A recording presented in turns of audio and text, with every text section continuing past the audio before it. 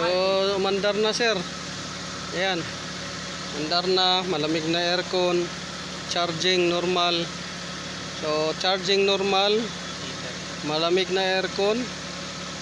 Makina umandar na. May idle na. Ayan. So, ni-road test na namin to. 2 beses. Road test namin. Pero may napansin kami na kakaiba na naman na problema. May napansin kaming kakaiba na problema. So yung previous natin na problema na charging, okay na, nagcha-charge na siya. Tapos yung makina na ayaw umandar, ito umaandar na, na road test na 2 beses ngayong araw na to at saka yung nakaraan. So napaandar na siya 3 araw. Tapos yung idle niya na mataas or namamatay, okay na. So makina okay na rin, aircon. So charging, aircon, makina, idle, tsaka yung hard start na ayaw mandar, okay na. So may napansin lang kami na bago dito. Itong fluid na to ay nagbabawas. So may leaking doon sa baba, sa hose. So may leaking. So nilagyan ko ng ito, Nissan Sefero na matic. So pares lang to, doon siya sila sa ano niya, transmission.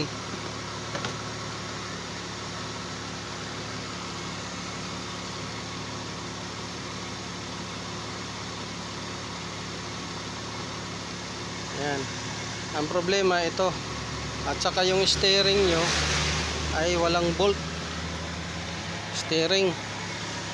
Dito makikita. Walang bolt. Yung steering nyo, kaya pala lumalagotok pag nagliliko. Malagotok siya. Walang bolt. Buti na lang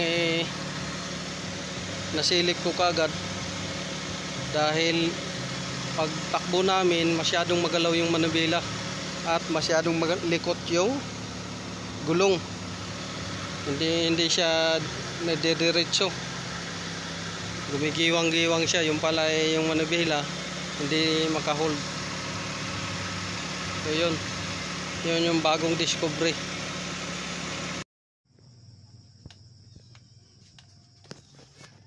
Kung maghimo ng paraan, kwarta. Murag yung kayo na pag-gasolina baga na to. Na, murag mapayong kayo na. Tapos tuulo na akong gibuan. Tumari na ako ng 2 kabok na buwan. Ang sakit sa ulo. Para.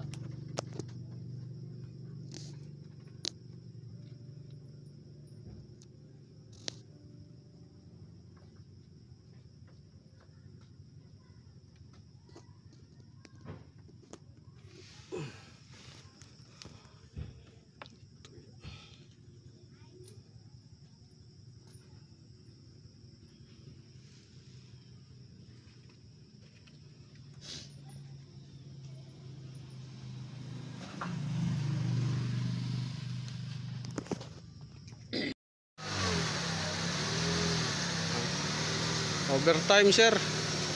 Overtime. Oh, andar na siya. Andar na.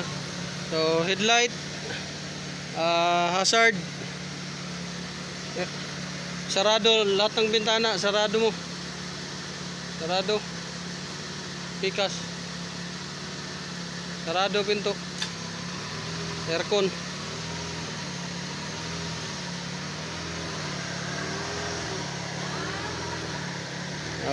Charging.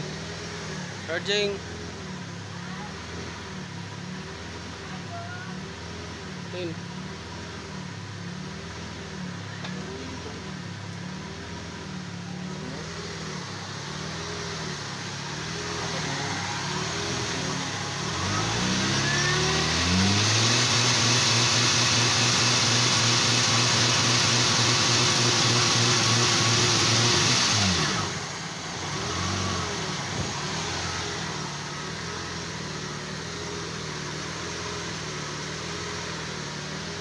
Double check charging. 1450.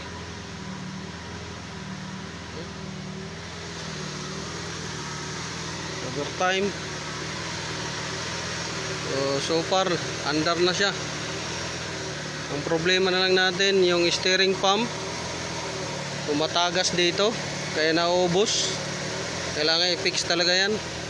Tapos yung steering kailangan lagyan ng bolt dahil walang bolt steering. Tapos yung rack end kailangan lagyan ng bolt din, walang bolt, nahulog siguro yung bolt. So yun, update ulit bukas.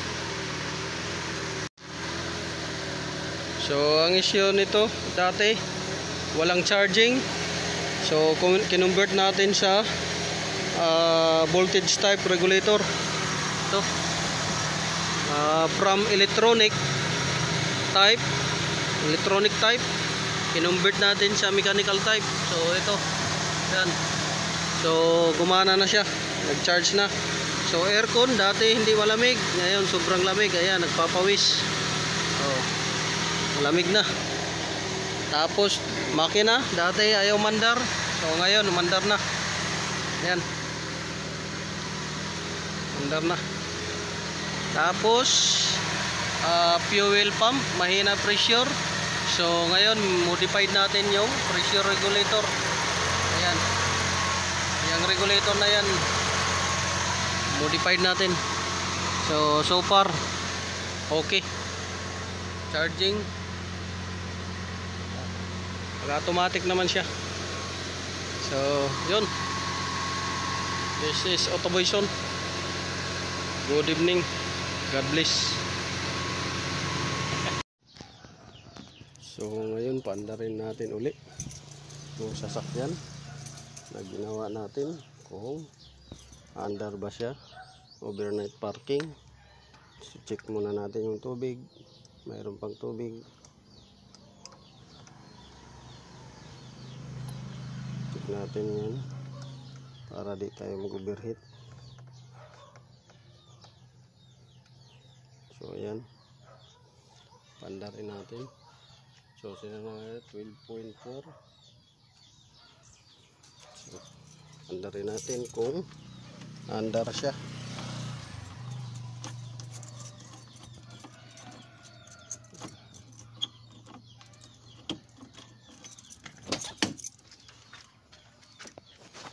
Natin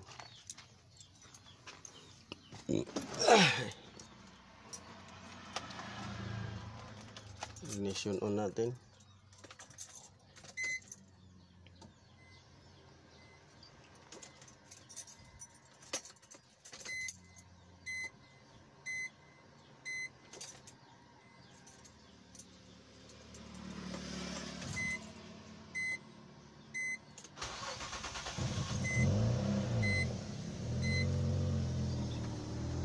So dito charge,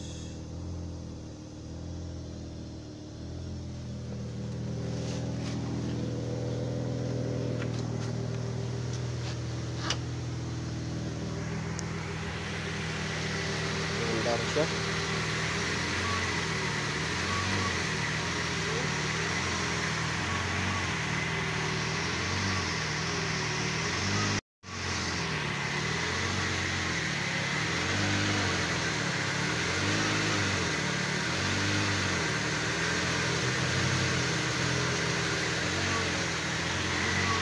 Revolution natin.